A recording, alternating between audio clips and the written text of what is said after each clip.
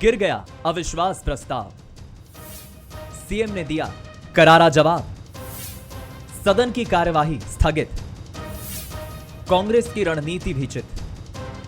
शीतकालीन सत्र के चौथे दिन कांग्रेस का अविश्वास प्रस्ताव अस्वीकृत हो गया। साथ ही सदन की कार्यवाही भी अनिश्चित काल के लिए स्थगित कर दी गई। लेकिन सत्र का चौथे दिन काफी हंगामेदार रहा।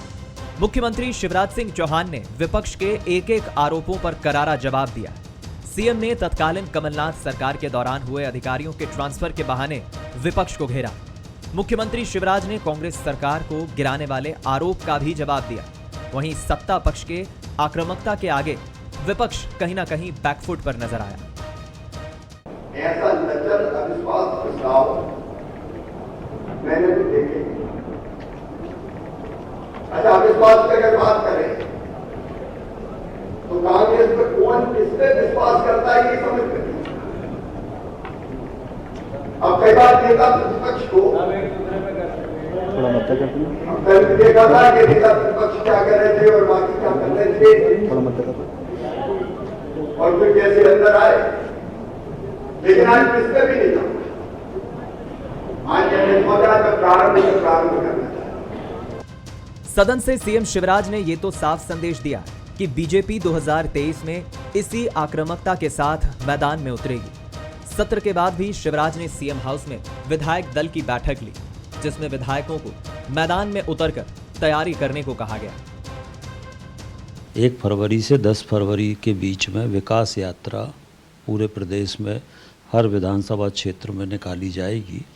तो विकास यात्रा को लेकर भी तैयारियों पर आज चर्चा हुई है और अब पूरी तरह से माननीय मुख्यमंत्री जी ने कहा है कि चुनाव का बिगुल बज गया है और सब अपने अपने क्षेत्र में जाएं और पूरी ताकत के साथ और उपलब्धियों के साथ जनता के बीच में जाएं।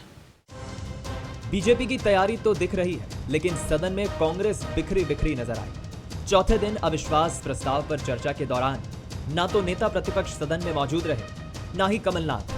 हालांकि प्रस्ताव अस्वीकृत होने के बाद विपक्ष सरकार को ही कोसता नजर आया। भाई हम तो बैठे, पूरा सुना, पूरा झूठ 2.5 घंटे तक हमने सुना। हमने तो कागज भी प्रस्तुत किए कि ये झूठ, अब सरासर झूठ बोल रहे हो, ये कागज पड़ा है। तुम्हारे अधिकारियों ने प्रश्न के जवाब में दिया, निरुत्तर हो गए। बिल्कुल, हम देखिए कमलनाथ जी तो घूम रहे हैं, कल विदिशा जिले में थे, हमारे वरिष्ठ नेता सब घूम रहे हैं। हमारी तैयारी तो है, हमें तो चुनाव लड़ना और जीतना। कुल मिलाकर शीतकालीन सत्र काफी गर्म रहा। इस सत्र के जरिए दोनों दलों ने एक दूसरे को घेरने की भरपूर कोशिश की। 2023 के चुनाव के लिहाज से भी यह सत्र काफी अहम माना जा रहा था।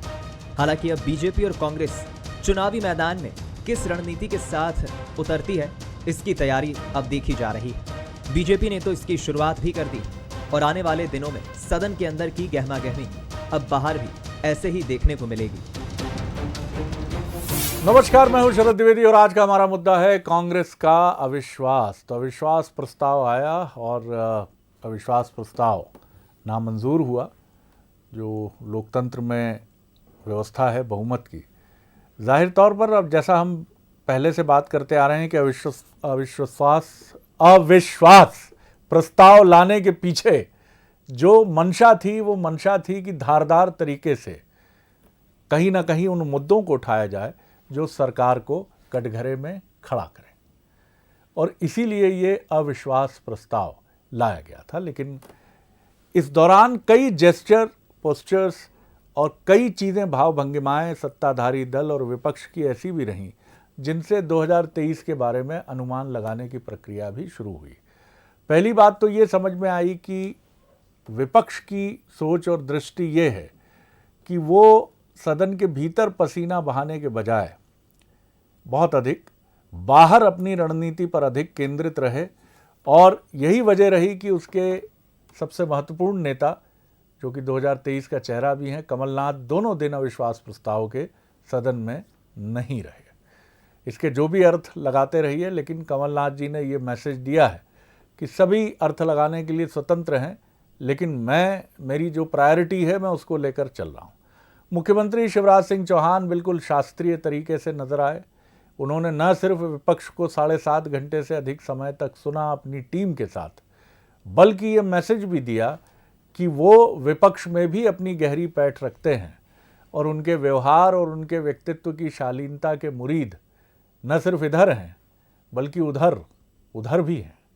और यही वजह रही कि कई विधायकों ने विपक्ष के, चाहे वो अलावा साहब हों, झाबुआ से आते हैं, या और इसके पहले कमलेश्वर पटेल ने भी उनके व्यक्तित्व की तारीफ़ की। लेकिन राजनीति में व्यक्तित्व की ही तारीफ़ हुई। निश्चित तौर पर इससे आगे कोई नहीं जाएगा, क्योंकि नीतियों की या फिर कार्यशैली की तो आलोचना ही की जाती है। लेकिन फिर भी शिवराज जी यहाँ स्कोर लेते नजर आए। कौन हारा कौन जीता, इस तरह की बातें अपने अपने दावे हैं, लेकिन उन दावों से अधिक महत्वपूर्ण ये बात है कि 2023 के लिए किसकी दिशा कैसी है। निश्चित तौर पर बीजेपी हमेशा अपनी तैयारियों में बढ़ चढ़कर एज लेती है, और यही बात है कि इधर सदन की बैठक खत्म हुई और किसी मेधावी विद्यार्थी की तरह मुख्यमंत्री शिवराज सिंह चौहान ने तुरंत तैयारी शुरू कर दी। विधायक दल की बैठक हुई, जो औपचारिक बैठक एक होती है सदन की शुरुआत और सदन के समापन के बाद, और उसके बाद शिवराज जी ने ये भी घोषणा कर दी कि 1-to-1 चर्चा का दौर शुरू हो जाएगा। यानी एक दिन बाद सदन की समाप्ति के 1-to-1 विधायकों से चर्चा का दौर शुरू हो जाएगा, जिसमें बताया भी जाएगा, सुना भी जाएगा। चलिए पहले वो 3 सवाल जिनके इर्द गिर्द आज की हमारी बातचीत केंद्रित रहेगी। सवाल नंबर 1, क्या अविश्वास प्रस्ताव लाकर कांग्रेस ने अपनी ही किरकिरी कराई? सवाल नंबर 2, क्या अविश्वास प्रस्ताव के बहाने बीजेपी कांग्रेस पर ही भारी पड़ी? सवाल नंबर 3, क्या कमलनाथ की गैर हाजिरी ने बीजेपी को एक और मौका दे दिया?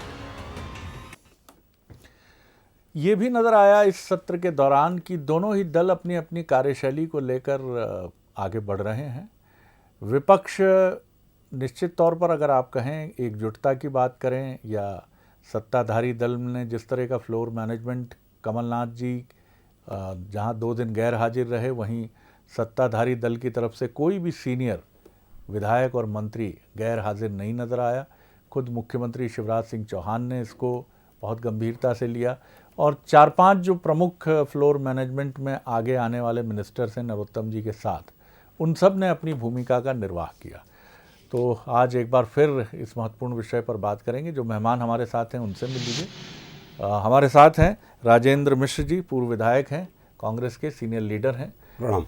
नमस्कार, स्वागत है आपका। आशीष शर्मा जी हैं, भारतीय जनता पार्टी के विधायक हैं, सदन की पूरी प्रक्रिया और उसको करीब से उन्होंने देखा समझा है, उनका भी स्वागत है। मनोज सैनी जी हैं, हमारे एग्जीक्यूटिव एडिटर, पॉलिटिकल एडिटर, विधानसभा की कार्रवाई को उन्होंने भी बहुत करीब से देखा, उनका भी स्वागत है। मनोज, हम लोग बड़े कई बार फिल्मी तरीके से चीज़ों को बहुत एक ऐसे परिप्रेक्ष्य में देखने लगते हैं कि किसकी जीत हुई किसकी हार हुई, लेकिन उससे अधिक ये जो विधानसभा का एक छोटा सा सत्र था, जिसके बारे में हम दोनों ही दलों की भूमिका को देखकर किसी बड़े अनुमान पर तो जंप नहीं लगा सकते हैं, लेकिन ये ज़रूर है कि दोनों ही दलों ने जो ठान रखा है, ख़ासतौर से उनके रणनीतिकारों ने, दोनों ही पार्टियां उनके नेतृत्व में उसी दिशा में आगे बढ़ रही हैं। शिवराज जी जहां कोई कोताही बरतना नहीं चाहते हैं, कमलनाथ जी भी नहीं बरतना चाहते हैं, लेकिन प्रायोरिटी अलग अलग है। बीजेपी जहां हर फोरम पर अपनी प्रेजेंस छोड़ती है, विधानसभा के सत्र को लेकर कांग्रेस ने ये साफ तौर पर बताने की कोशिश की है कि प्रायोरिटी उसकी अपनी स्ट्रैटेजी है। खासतौर से कमलनाथ की मैं बात करूं, चाहे विधानसभा का सत्र भी क्यों ना हो और जो भी मैसेज जाए, लेकिन हम उसमें नहीं उलझेंगे।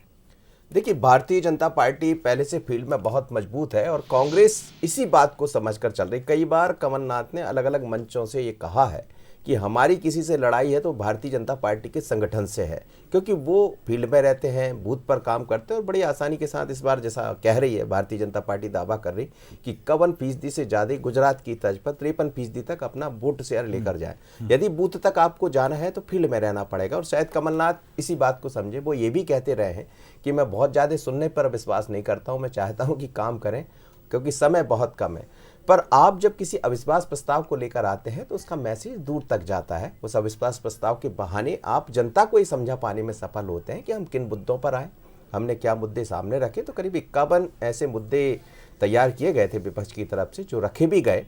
और आप देखिए, बहुत ही एक अलग रणनीति के साथ सरकार ने भी तय किया कि ठीक है आप आइए। 7.5 घंटे शरद जी लगातार सुनना, 1 बजे रात तक पूरा सदन चला। ये बहुत दिनों बाद गोपाल भार्गव जी से मेरी बात हो रही थी, तो वो कह रहे थे मिंटो हॉल में ऐसा कभी हुआ था, वो मुझे याद आ रहा है, आज वैसा ही दिन लग रहा है, अच्छी बात है। पर विपक्ष वो रख पाने में, बातें रख पाने में, बातें तो रखा लेकिन वो दिखा नहीं पाया कि विपक्ष के साथ उनके लोगों का कितना विश्वास है। कमलनाथ जी जिस भी कारण से गए हों वो रहे नहीं 2 दिन तक। गोविंद सिंह जी को एक अकारण किसी कारण से पारिवारिक माताजी का मैटर था तो उनको भी जाना पड़ा, इसे आप इत्तेफाक भी कह सकते हैं। पर सवाल उठाने का मौका बीजेपी को मिल गया और बारी बारी से शिवराज जी ने अपनी टीम के साथ, चाहे नरोत्तम मिश्रा हो, गोपाल भार्गव हो, भूपेंद्र सिंह या फिर अरविंद भदौरिया, ये सब वो लोग हैं जो लगातार उनके साथ हर एक मौके पर खड़े हुए दिखाई दिए। तो एकजुटता का मैसेज ये दिया गया कि हम शिवराज के नेतृत्व में आगे बढ़ रहे हैं। लेकिन वहाँ ये समझ आया कई बार विपक्ष के नेता की तरफ से भी वो बात में लगा कि कहीं का कमलनाथ जी अलग हैं या विपक्ष के नेता अलग है, तो उसको समझा पाने में। लेकिन ये जरूर है कि यहाँ से 23 की एक लाइन दिखाई दे रही है और उसकी शुरुआत आज बिगुल फूंक दिया शिवराज ने बैठक में विधायक दल की और कह दिया। एक बात तो बहुत साफ है जिसको हमें साफ तौर पर समझना चाहिए, मैं मिश्रा जी की तरफ आऊँगा तो जिक्र करूँगा उसका। आशीष जी, किस तरह देखते हैं आप सत्र को? नज़दीक से आपने देखा। सबसे महत्वपूर्ण बात है कि इस सत्र के दौरान भले ही छोटा रहा लेकिन कुछ घटनाक्रम ऐसे हुए जिनको लेकर दोनों दलों की तरफ से जो बॉडी लैंग्वेज देखी गई, एक मंत्री जी का आक्रामक होना और उसको लेकर आसंदी की तरफ से भी नाराज़गी जताना और फिर संसदीय कार्य मंत्री जी की तरफ से खेद व्यक्त करना, ये बताता है कि सत्ताधारी दल ने उस जेस्चर को दिखाया है जो लोकतांत्रिक प्रक्रिया में बहुत महत्वपूर्ण है। सुना गया विपक्ष को धैर्यपूर्वक। विपक्ष का भी दावा है कि 2.5 घंटे हमने भी सुना लेकिन बाद में बायकॉट किया। अगर पूरा सुनते तो और अच्छा रहता। आप पूरे सत्र को लेकर, अविश्वास प्रस्ताव पर हुई बहस को लेकर, चर्चा को लेकर क्या टिप्पणी है आपकी? जी। ऐसा अविश्वास प्रस्ताव जिस पर उस पार्टी के सदस्यों को ही विश्वास में नहीं लिया गया। सदन के प्रमुख प्रतिपक्ष के नेता गोविंद सिंह जी आज पूरी चर्चा से नदारद रहे। कमलनाथ जी जो संसदीय परंपराओं को और खास करके मध्य प्रदेश की विधानसभा में होने वाली बहसों को बकवास कहने लगे और अधिकांश कांग्रेस के नेताओं ने इस जो अविश्वास प्रस्ताव था उसमें हमने सत्ता पक्ष ने सबको न सिर्फ सुना बल्कि पूरा अवसर भी दिया। देर रात तक ये सत्र चला और जहां तक बात है कि जिन मुद्दों पर लेकर इन्होंने सरकार को घेरने का प्रयास किया उसमें पूरी तरह असफल रहे। ये इस अविश्वास प्रस्ताव में जब माननीय मुख्यमंत्री जी जवाब देने के लिए खड़े हुए तब अपनी 15 माह की सरकार के कार्यकाल की कमियां जब इनको हमने बताई तब ये अगल बगल मुंह झांकने लगे। इनके पास कोई जवाब नहीं था और हमने और हमारे वक्ताओं ने भी विपक्ष से ये पूछना चाहा, क्या इतने सारे मकान मध्य प्रदेश में जो लाखों की संख्या में बने वो बनाने के प्रति आपका अविश्वास है? क्या बेटियों को लैपटॉप दे रहे हैं उसके प्रति अविश्वास है? क्या आयुष्मान भारत में इलाज हो रहा है उसके प्रति अविश्वास है? क्या गांव-गांव नल से पानी पहुंच रहा है उसके प्रति अविश्वास है? यदि विकास पर अविश्वास नहीं है तो आपका किस बात पर अविश्वास है?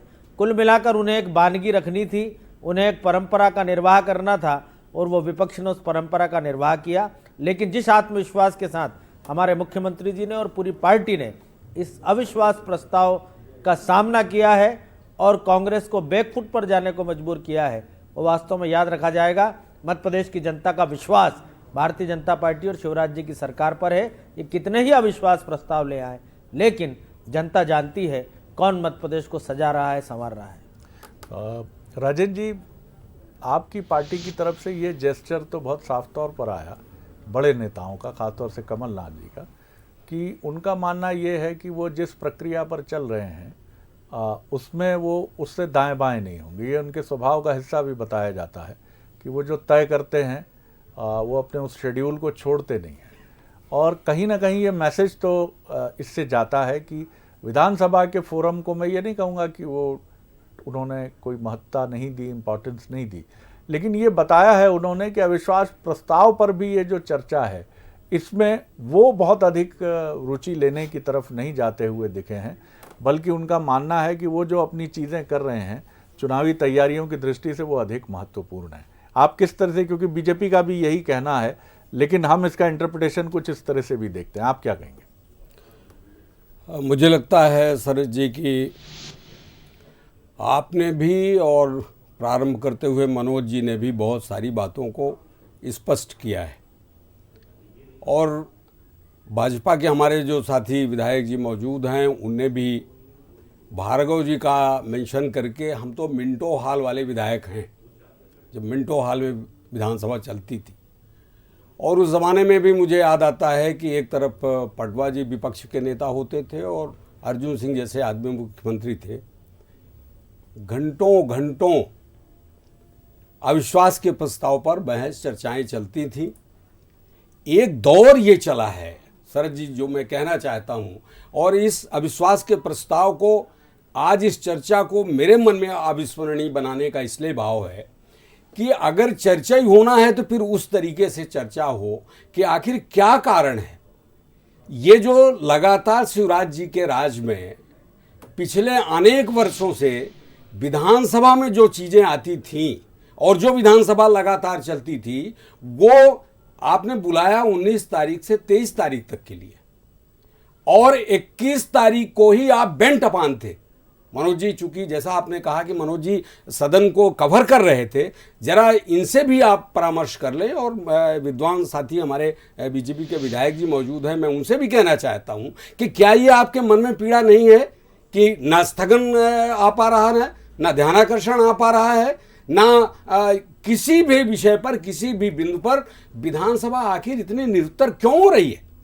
19 से चल करके 23 तक अगर 4 दिन चल ही जाती विधानसभा, कल भी जो सदन 1 बजे रात का, जिसका जिक्र बड़े फक्र के साथ हमारे विद्वान साथी कर रहे हैं, कल किस तरीके से चली है? पहले तो प्लानिंग ये थी कि 4 बजे इसको कंप्लीट, 12 बजे से स्टार्ट करेंगे और 4 बजे इसको समाप्त कर देंगे, फिर किसी के शादी विवाह में दिल्ली तरफ जाना है, उधर मुखातिब हो जाएंगे। लेकिन चूंकि कांग्रेस के पक्ष के विधायक एकदम इस बात को अड़ गए कि ये 4 घंटे में अविश्वास का प्रस्ताव पर हम लोग बहस चाहते हैं, बातचीत चाहते हैं, और इसे लगातार ये रात के 12 बजे 1 बजे तक कल, और उन्हीं के दबाव के चलते चूंकि मुख्यमंत्री का जवाब नहीं हो पाया था, तो क्या आसमान टूटा पड़ रहा था कि अगर वो चर्चा जैसे आज हुई है वैसे कल शाम को 5 बजे जिस टाइम पर विधानसभा को स्थगित होना है। मिश्रा जी, यहाँ कुछ प्रश्न है। ठीक है, कमलनाथ जी की अपनी प्रायोरिटी थी, गोविंद सिंह जी व्यक्तिगत कारण से, माता जी के स्वास्थ्य की वजह से चले गए। फिर आपकी बी टीम है, जैसा होता ही है किसी संस्थान में, किसी पार्टी में सी टीम है। एक लीडरशिप का शिफ्ट होता है। अगर अग्रिम पंक्ति के 2-3 नेता नहीं है तो फिर तुरंत तय होता है अब इनकी अगुवाई में हम संघर्ष करेंगे, ये मोर्चा संभालेंगे, विधानसभा के फ्लोर पर भी और बाहर पर भी। उस तैयारी में हमें लगा कि कांग्रेस थोड़ी सी अपने दोनों वरिष्ठ नेताओं की गैर मौजूदगी में हड़बड़ाई हुई तो मैं नहीं कहूंगा, लेकिन जिस तरह का एक तालमेल और संयोजन दिखना था सदन में, वो बीजेपी की तुलना में पीछे दिखे आप। शरद जी, मैं बहुत साफ तौर पर आपसे विनम्रता पूर्वक, प्रदेश की जनता भी देख रही है, मैं उसे कहना चाहता हूं, कल सदन के नेता, प्रतिपक्ष के नेता मौजूद थे और उन्होंने प्रामाणिकता के साथ में घंटों जो जो उनको आरोप है इस सरकार से, उसका उन्होंने वहां पर प्रतिपादन किया। ये एक सामयिक परिस्थिति है, किसी के माँ का स्वास्थ्य गड़बड़ हो गया और अचानक उनको जाना पड़ गया, तो ये उस रूप में देखा जाना भाजपा भले देख ले, लेकिन एक परिस्थिति हुई और उस तरीके से मैं आपसे कहना चाहता हूं, आप ए बी सी टीम की बातचीत कर रहे हैं तो इसलिए मैं आपसे कहना चाहता हूं, जीतू पटवारी ने जो कल परफॉर्म किया, एक एक प्रश्नों का जो उन्होंने उत्तर चाहा, क्या आज मुख्यमंत्री जी उस पर बोले? किस तरीके से मुख्यमंत्री जी अपने पॉस्चर को बनाने के लिए, आज ही आप देख लीजिए कि पूरे टाइम उनके भाषण को सीधा मीडिया में रिले किया गया है। तो पॉस्चर बनाने के लिए, अपने पार्टी को चलाने के लिए उन्होंने जिस तरीके से 40 करोड़ के आसपास का उन्होंने आरोप लगाया, इस विषय पर तो मुख्यमंत्री कुछ नहीं बोले। तो मेरा केवल इतना सर जी कहना, इसमें ए और बी टीम नहीं है इसका। आशीष जी, कुछ बातें राजेंद्र जी उठा रहे हैं, जी बोलिए। जी आशीष जी, देखिए, मुख्यमंत्री जी ने, विपक्ष ने जितने प्रश्न दागे थे उसमें से अधिकांश का उत्तर माननीय मुख्यमंत्री जी ने दिया, कुछ प्रश्नों का उत्तर विभागीय मंत्रियों ने भी दिया, लेकिन कांग्रेस उन्हें समाधान कारक नहीं मानती, कांग्रेस उनसे संतुष्ट नहीं होती। तो हमारी जिम्मेदारी भी नहीं है कि हम कांग्रेस की संतुष्टि के लिए काम करें। हम मध्य प्रदेश की 7.5-8 करोड़ जनता की संतुष्टि के लिए काम कर रहे हैं, और हमें इस बात का पता है कि कांग्रेस चाहे कितने भी अविश्वास ले आए, लेकिन मध्य प्रदेश की जनता का विश्वास इस सरकार पर कायम है। जो खुद शिकार करने आए थे, आज वो शिकार होकर यहाँ से निकले हैं। रामेश्वर शर्मा जी ने जब कोई विषय छेड़ा तो कांग्रेस के जितने बाद में विधायक इस विषय पर बोलने आए, किसी ने जय श्री राम लगाया, किसी ने जय श्री गणेश लगाया, तो हमने कहीं ना कहीं जो दवाई कल विधानसभा में कांग्रेसियों को मिली है उससे उनकी बीमारी बाहर आ गई है कि उनके साथ क्या समस्या थी। मैं तो ऐसा मानता हूं कि असली जो संघर्ष होगा, असली जो जनता का विश्वास है वो 2023 के विधानसभा चुनाव में हम जीतेंगे, उपचुनाव में हम जीते हैं, नगरीय निकायों में, ग्रामीण निकायों में हम जीते हैं और मध्य प्रदेश की जनता के समग्र विकास के लिए हम काम कर रहे हैं। कुछ प्रश्नों का जो कांग्रेसी समय समय पर उठाते हैं उनका समाधान जनता ही दे तो बेहतर है। हमने तो इनके हर प्रश्नों का जवाब देने का प्रयास किया है, लेकिन ये सुनना नहीं चाहते। मैं ये कह रहा हूँ शरद जी आपसे और शर्मा जी से भी ये कहना चाह रहा हूँ कि इस बात को, शर्मा जी आप तो विधानसभा के भीतर है, मैं तो बाहर से सुन रहा था, इस सदन की वो परिस्थिति को देख लें कि मंत्री स्तर पर रह करके विधानसभा के अध्यक्ष को रूलिंग देना पड़ रहा है कि ऐसा असंसदीय मर्यादा नहीं करनी चाहिए, नंबर 1। नंबर 2 आपसे मैं कहना चाहता हूं कि आपके गृह मंत्री को एक बार नहीं 2-2 बार खेद प्रकट करना पड़ा है। ये इस तरीके की परिपाटी, ये जो प्रचलन हो रहा है, इस पर भी आपको कुछ बोलना चाहिए, कहना चाहिए। ये मैं सर जी आपके मार्फत इस बात को मैं कहना चाहता हूं। सदन में सबका आचरण नियंत्रित रहना ही चाहिए। आसंदी से भी बार बार कहा गया कि सबके शब्दों में, सबके बोलने में संयम बरता जाए और अधिकांश सदस्यों ने इसका पालन भी किया है। 1-2 बार ऐसी अपरिस्थिति निर्मित हुई तो इतने बड़े सदन में कई बार ऐसी स्थिति निर्मित होती है।